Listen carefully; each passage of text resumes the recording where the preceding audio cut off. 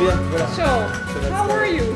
I'm good. We I'm didn't. good. We just dove into some Yeah. other topic. Feels like. How are you? I mean, how was It's- your adventure?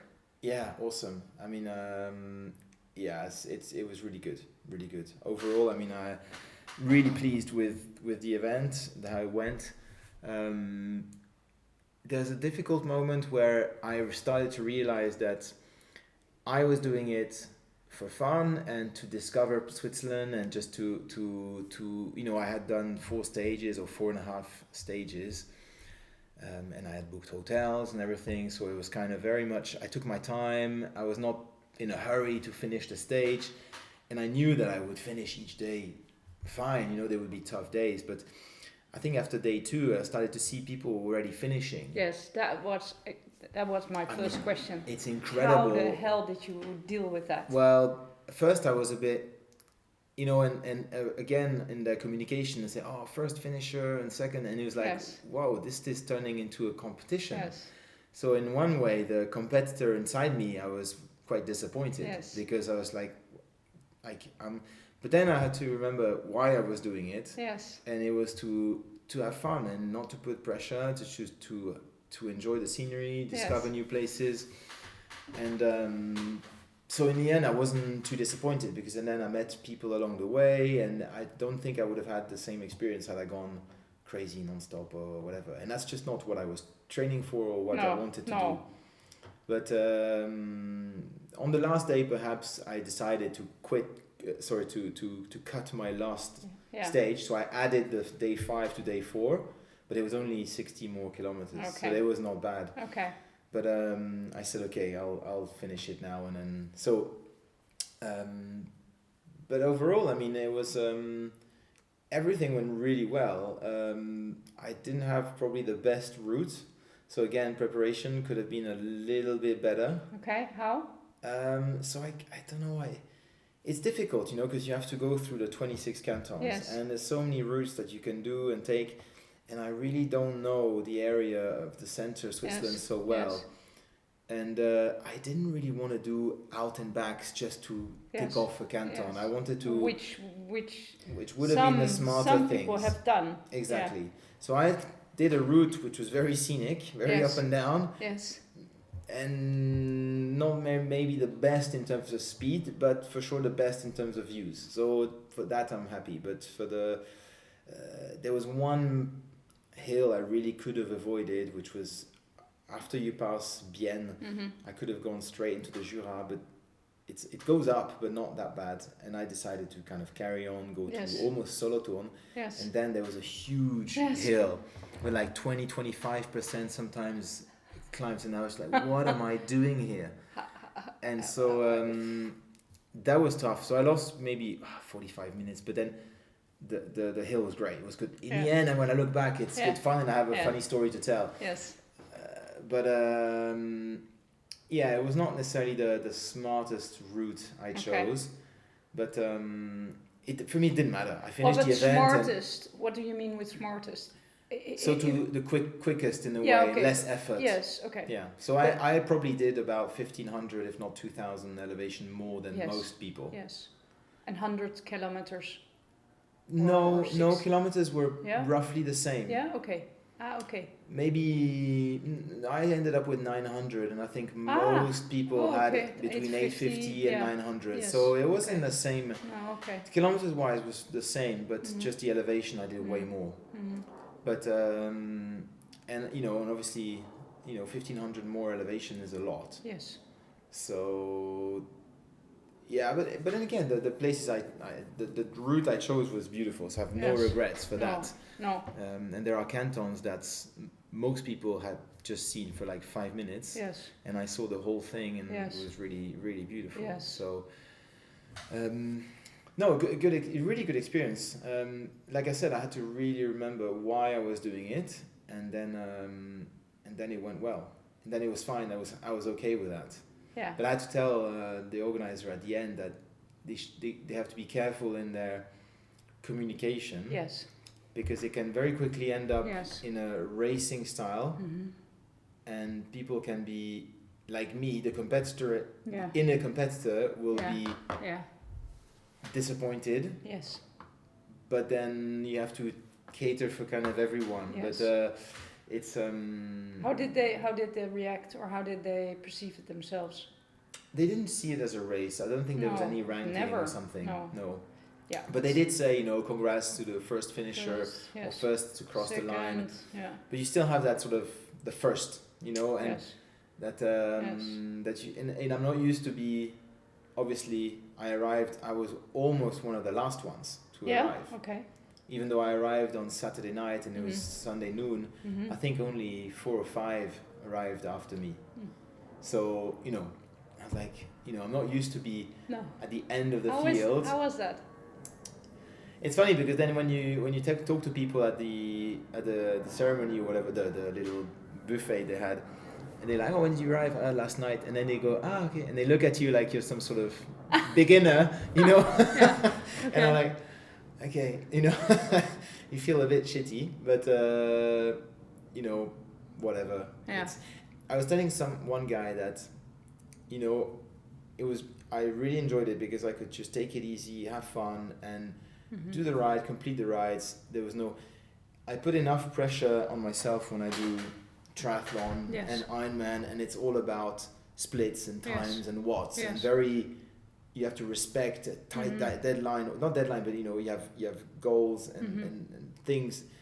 There's no rules, there's nothing, and it's good, and I think it's good to leave it this way. Yes.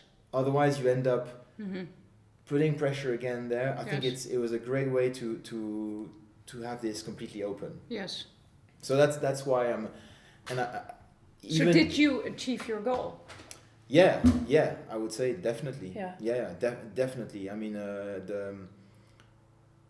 I wouldn't do it any other way actually, because it was beautiful, and I saw, I saw 26 cantons in 4 days. Wow. It's just amazing. Yes. And did you in advance?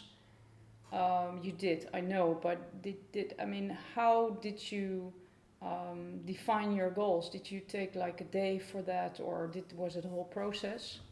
I don't know if I really defined a goal. I mean, you wanted to have fun, and you were. It was more the discovery and seeing some towns, and climbing up some of the hills which I've never done. No. So which is a goal in itself. Yeah, I guess. Yeah.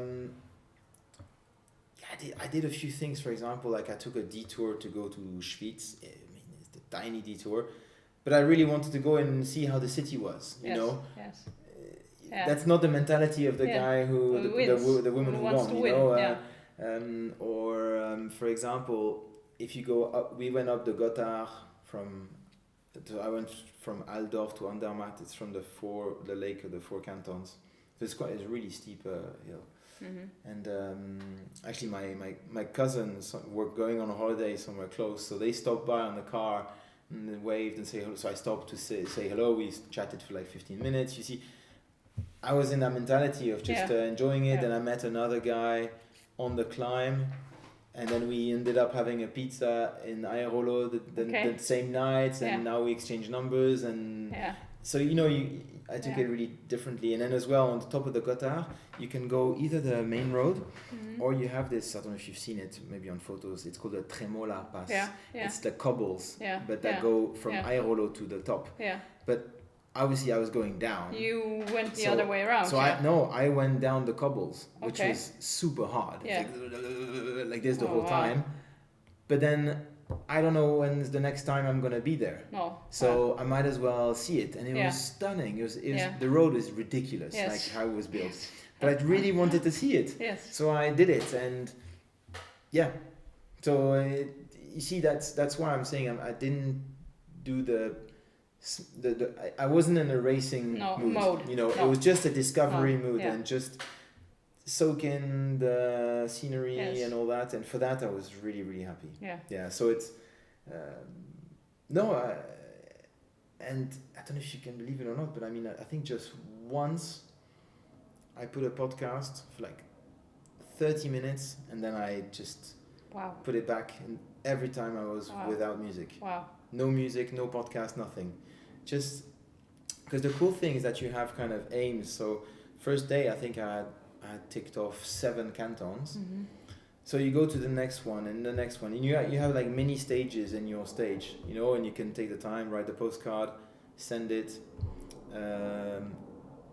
and that was breaking down the stage quite well. So that was cool, and I just, once I passed Lausanne, if you want, going to Yverdon, there I had no clue. I pretty much never cycled that far. No. I mean, that far in that part of Switzerland, really. So it was all about discovery, and I just wanted to really be able to have a look and enjoy it rather than being focused on something else. Yes. And again, I found that when I put the podcast, I think it was the day 2, I just found it distracting. Yes. So I just went, No. But it was a bit tough because we had the wind against on the way out, and I just wanted to focus on the road and take it easy. And so your bike computer, that worked. That worked well. Yeah, I had the bike computer and the watch in case, but both worked. Okay.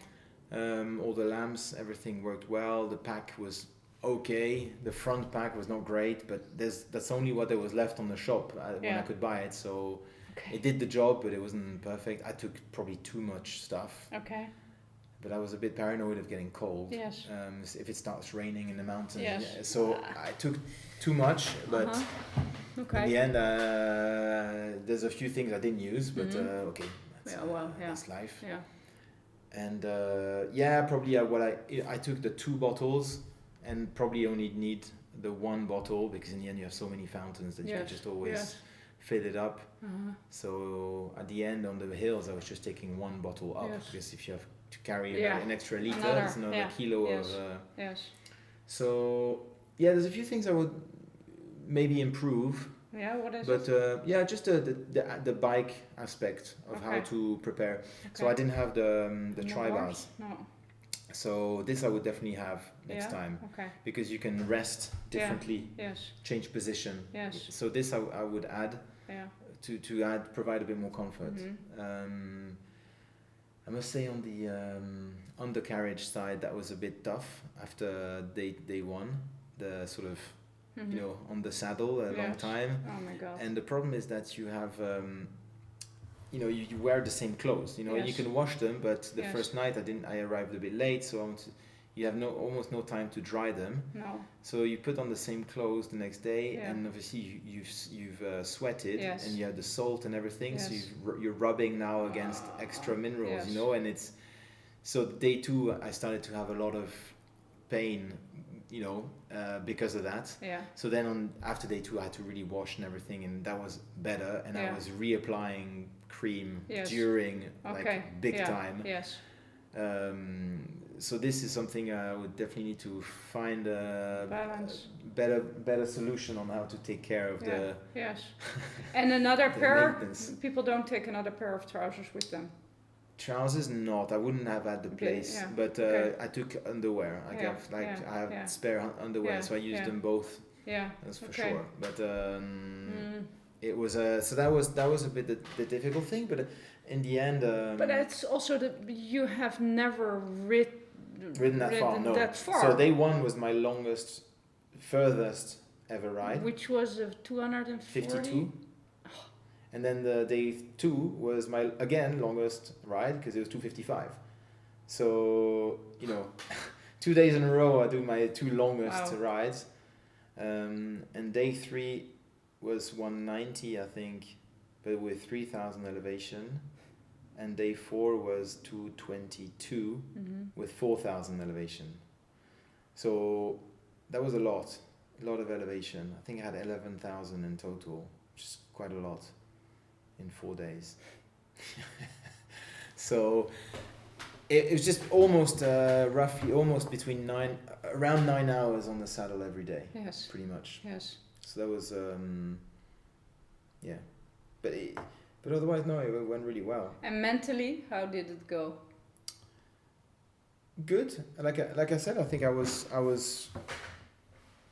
There's some points where you get a bit bored, not bored, but just like, I just want to get it done, And at the end, I think it was on day 2, after Appenzell, you have this road which goes down, and you arrive in and you're thinking, okay, I just have a flat road all the way to Sagan, super, and you go, okay, when is this finished? It just never ends, and you only have 40 kilometers, and you're thinking, okay, that's not long, and then it's like 40 and 38, and it's like the sign, it goes so slowly actually, so that's the difficult part, but yeah, sometimes some roads are just never ending, and you are and you want to push the pedal and you want to push hard, and you just can't because you're just too tired, and probably it doesn't make any difference in terms of timing. Not much, and you just end up stopping every 2 kilometers to have a sip of water, just get off the saddle and just go, okay, is it finished, you know, and but otherwise it was nice to break down the in different stages, so that was cool. I had my stages and I did it, and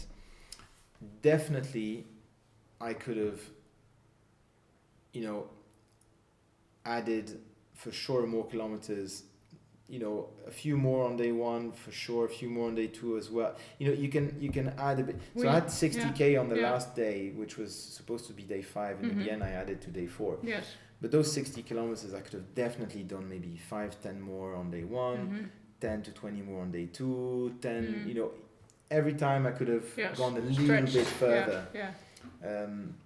But then I wouldn't have experienced it the same way. Yeah. And for example, that guy I met on the slopes of the Gotthard, I would have never met that guy. And it was great because we had a really fun evening. You know, a few beers, a pizza, is brilliant. So, so you see, I was in a different mindset than the others. Yes. But it was difficult to accept, I must say. Yeah. To see that. What was difficult? But the fact that, you know, they were winning, or let's say a second or third or whatever, you know, and then you kind of one of the last ones, you know. So, and I also got some messages, and one guy sent me a message saying, well done, my friend came second, and I said, okay, there's no ranking, you know, so who cares? But people see this as a race, you know, because the top guys, they on their social media, it's all about the place and the ranking. So I did it differently to showcase a bit the different rides. But yeah, it's a bit like it's like if I do an Ironman without pushing myself. In a way, it's kind of how it felt psychologically, mentally. You know, just to participate. Yeah. You know, and that was tough. That was tough. Yeah. But how was it tough during the race, or was it like, is it now tough? When is it tough? No, during it was a bit during. Tough. Okay. Yeah.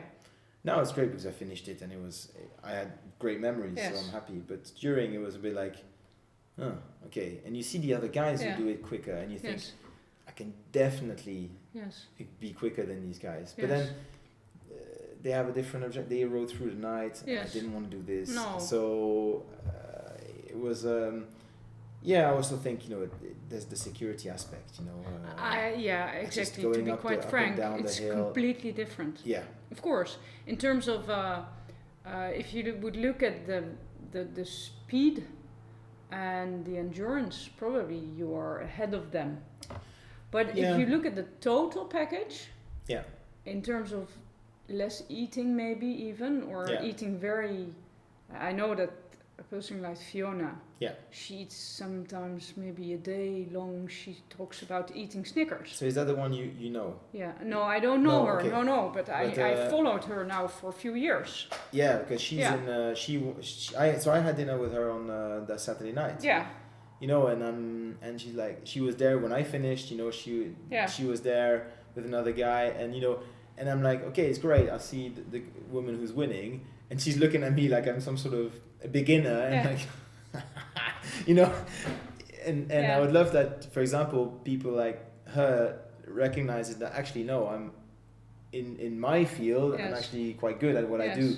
Just on this particular one, I took it easy, you know, but then they see it as the whole world sees. You see what I mean? So it's but if you recognize that she sees her whole world as an endurance race, then why do you still, I mean, that's quite limited. Why do you still want to be recognized by her?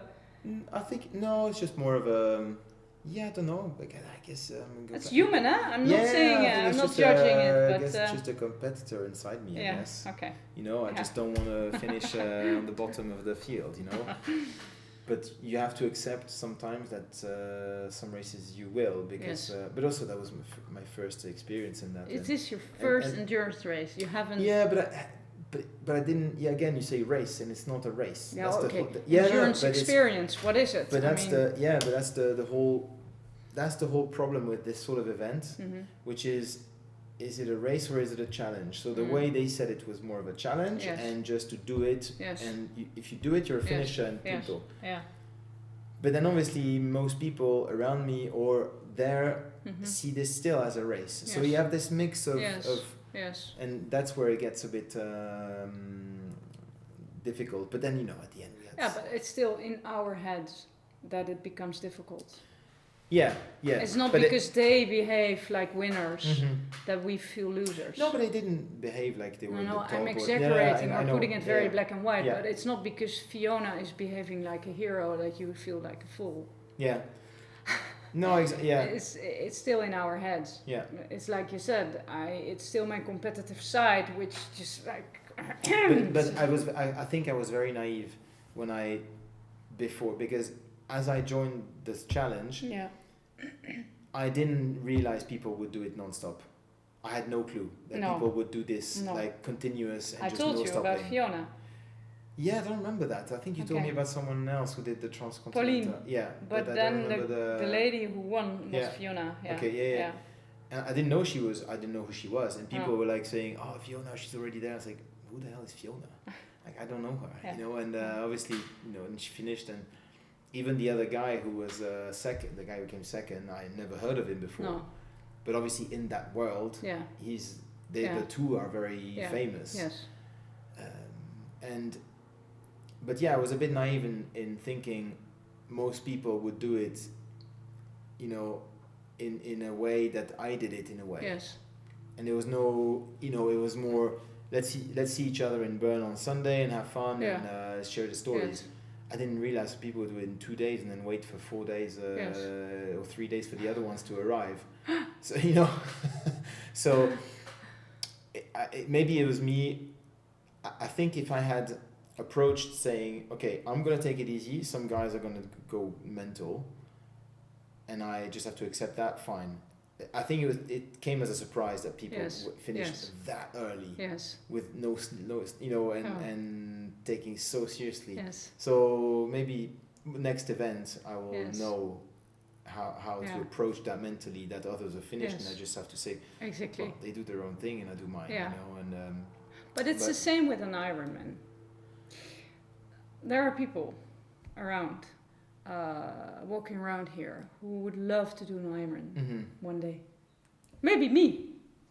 So let me say I want to do an Ironman in 5 years. For me, I'm exaggerating now because maybe it's not true, but I don't think, I think it's not anymore in my dreams. But so let's say I want to do that in 5 years, and it would even be fantastic to do Kona. There are many American people with an American passport who anyway can participate in Kona. So for them, it's the end station. So, and they are like, maybe you participating in this endurance challenge, saying, you know, just participating and bringing out the best in myself and discovering the everything, the Kona and everything which comes in that package. That's for me my dream. If I've done that, my life is complete. Many people say that. So, and then you're there, and then the next morning you wake up and you see that there are like guys or girls doing that in, what is the record now? Yeah, 7, in Hawaii, I think 7. You cannot even imagine, because that's your marathon time. Yeah. So, so I think that's the picture. Yes, but I think when people enter a race like an Ironman or a triathlon or a marathon, they know that at the end there's a ranking and there's a clock, there's a time and whatever. Yeah. Here when we start, there was no clock, there was no, you know, it was very much old school. You had to send a postcard, and we were all joking about, I can't find the bloody postcard, you know, and you just have to stop to write how you feel. it was very much a romantic sort of race to discover Switzerland, and that's rather than a clock and you're racing against the clock or the others. Yes. You know, so that's. I think there's definitely more that aspect when they do the transcontinental. I agree. It's more set up as a race. Yes. Yes. Which then probably triggers your race instinct or your competitive instinct. Yes. Now it's not set up as a race. Yes. But as life in general is, it is a race. Yeah. Everything is a race. Yes, but it was. There's always someone faster than you are or slower. Of course, no, and I know that, and I definitely and full credit to her and to finish, but I don't think I saw things which I'm just I'll remember forever, and I know so it's no regrets at all. I loved it so, but I really think what we've done through the whole the focusing.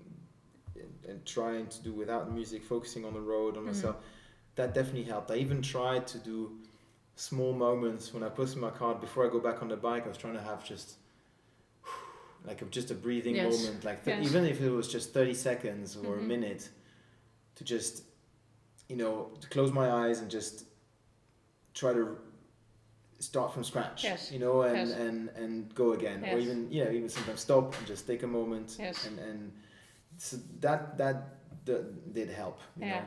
And it's funny because I always tell people when they go on these trips to or on competition, okay, you go home and then do some stretching and do whatever, and it's just you get to the hotel, you eat like a wolf, and then the last thing you want to do is just do some stretching and whatever. But actually, I remember I did it the first. After day 2 I did it, and I felt good on day 3. Then I didn't do it after, and I was like, it's just it does really, really help.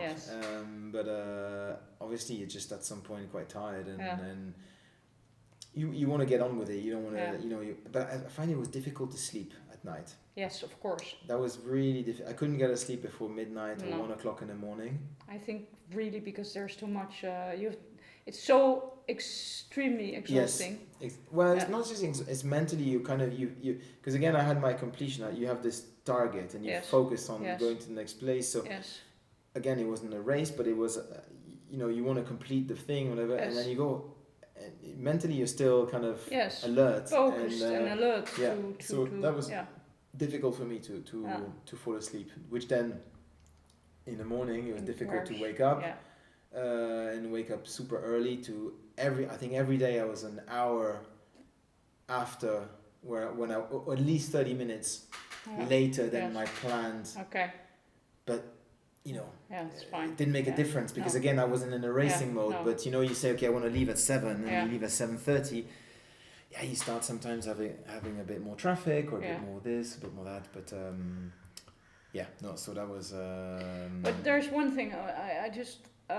Was thinking you can be super proud anyway for all the reasons but I think you do not realize that your self-acclaimed naivete is actually something you can be super proud of, because if you are indeed so competitive, which I think you are, then how fantastic is it that until maybe the first or second day you have never thought of someone going faster or being getting irritated or getting you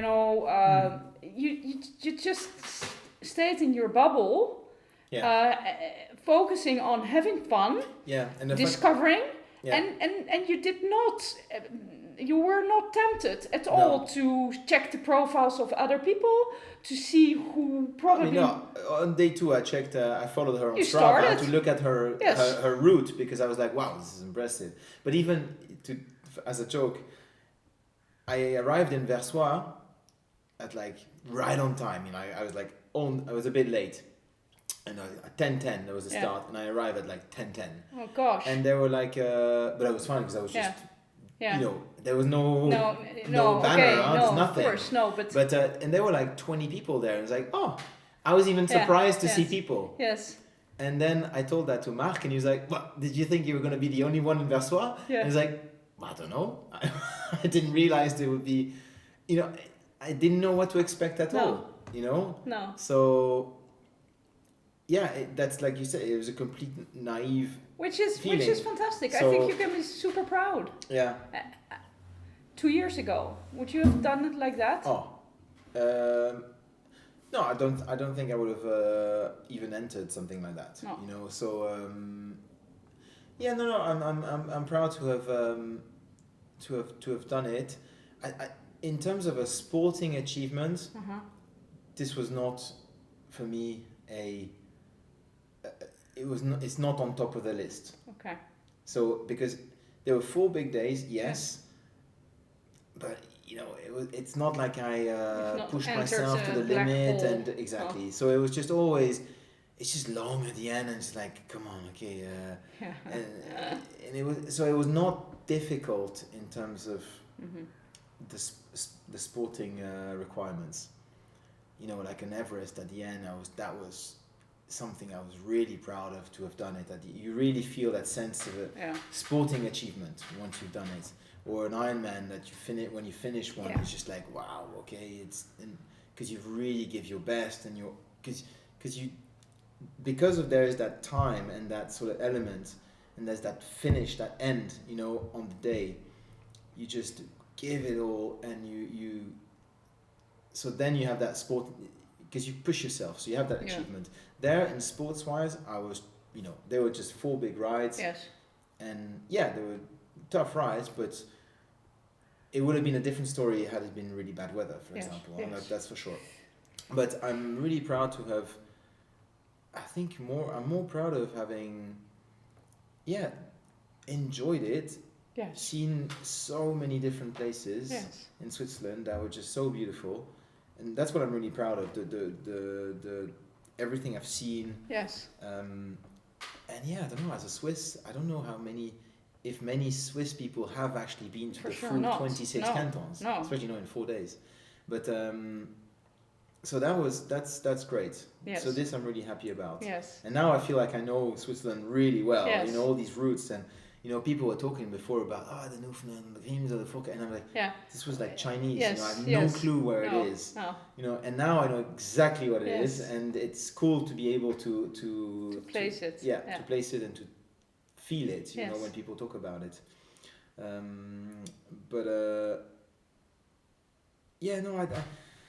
So I just sometimes I felt a bit of a fool when I did my mistakes in terms of the route. I felt a bit like, oh, come on. Another hill, and when don't you think? But when it's 400 meters up or 500, it doesn't sound like a lot. Yeah, but it's a lot after 200k. Yes. Like, another small hill, and then you go, no hill, fucking, I don't want, and you feel, why am I taking this route? And of course you start to play with your mind that you're an idiot. Why did you pick this route? I should have gone there. I should have done this. I should have done that. But every time I said that, to be fair, I was then reminding myself, look. You don't do this to win it. You do this to enjoy it, and that's the route you chose, and it's a beautiful road. And like for example, there's a canton, Obwald. Most people just took it, went in and out. They did maybe 5 kilometers in total in that canton. Yes.